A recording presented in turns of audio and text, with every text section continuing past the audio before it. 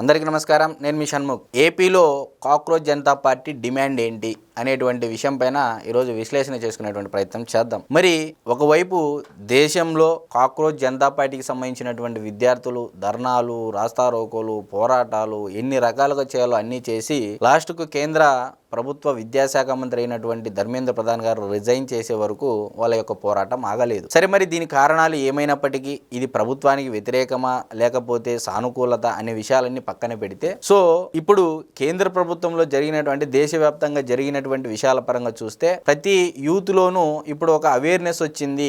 అంటే గతంలో మాదిరిగా ఏదో రెస్పాన్సిబిలిటీ లేకోకుండా ఏ పొలిటికల్ లీడర్స్ అయినా సరే రాజకీయాలు చేయాలనుకుంటే దేశంలో యూత్ అనేది కాక్రోచ్లుగా అయి తిరుగుతారు, ధర్నాలు చేస్తారు, రాస్తా రోకోలు చేస్తారు, పోరాటాలు చేస్తారని చెప్పేసి ఒక నిజమైనటువంటి సంఘటన మన కళ్ళ ముందర కదిలింది, చూసాము. దాని ఫలితాలు కూడా మనం చూసాం.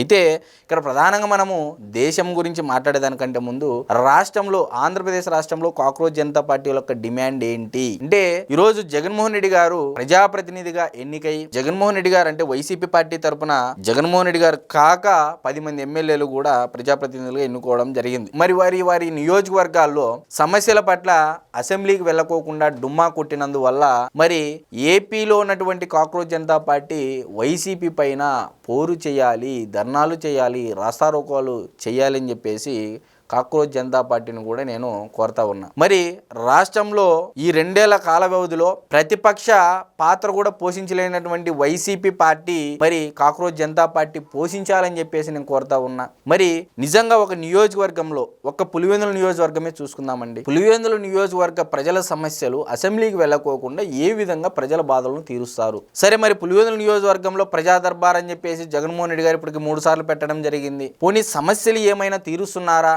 మరి ఇదే పులివెందుల నియోజకవర్గంలో ఉన్నటువంటి వైఎస్ఆర్సీపీ పార్టీకి సంబంధించినటువంటి కాంట్రాక్టర్లు కానీ, కౌన్సిలర్లు కానీ చేసుకున్నటువంటి వర్కులకు బిల్లులు లేనందువల్ల జగన్మోహన్ రెడ్డి గారు కూడా మొదటి సంవత్సరంలో పులివెందులు రాకపోవడానికి గల ప్రధానమైన కారణం ఏంటి అని అంటే మొగం చూపించలేకపోవడం అని చెప్పేసి కూడా అప్పట్లో పులివెందుల అంటే నియోజకవర్గానికి సంబంధించినటువంటి రాజకీయ నాయకుల్లో కూడా చాలా చర్చ జరిగింది, మీడియాలో కూడా ఇదే విషయం పైన. మరి మీరు ప్రధానంగా గమనించుకున్నట్లయితే ఈరోజు రాష్ట్ర వ్యాప్తంగా ఎల్నినో పరిస్థితులు ఉన్నా కూడా ఎక్కడ కేంద్ర ప్రభుత్వాన్ని కానీ పక్క రాష్ట్ర ప్రభుత్వాలకు అంటే ధీటుగా ప్రతిపక్ష పాత్ర పోషించాల్సినటువంటి బాధ్యత ఎక్కడ పోషిస్తూ ఉన్నారండి? ఈరోజు జగన్మోహన్ రెడ్డి గారు 3 రోజులు బెంతాహై అంటే నారా లోకేష్ గారు చెప్తా ఉంటారు, బెంతాహై బెంగళూరు 3 రోజులు, హైదరాబాద్ 3 రోజులు, తాడేపల్లి 1 రోజు అని చెప్పేసి బెంతాహై అని చెప్పేసి కూడా గతంలో పేరు పెట్టడం జరిగింది లోకేష్ గారు. నేను చెప్పేది ఏంటంటే కాక్రోచ్ జనతా పార్టీ దేశంలో సక్సెస్ఫుల్గా చేయడం జరిగింది.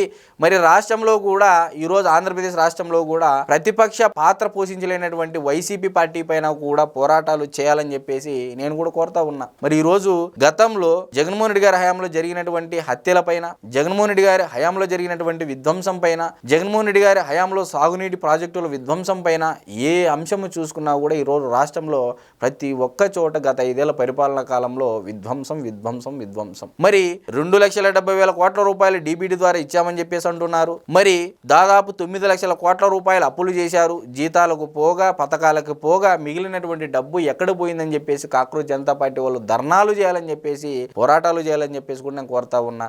కాబట్టి ఏపీలో కాక్రోచ్ జనతా పార్టీ డిమాండ్ ఏంటంటే ఎందుకు అసెంబ్లీకి రావట్లేదు జగన్మోహన్ రెడ్డి గారు అని చెప్పేసి అడుగుతా ఉన్నారనేది నేను ఖచ్చితంగా చెప్పుకోను. అందరికీ నమస్కారం.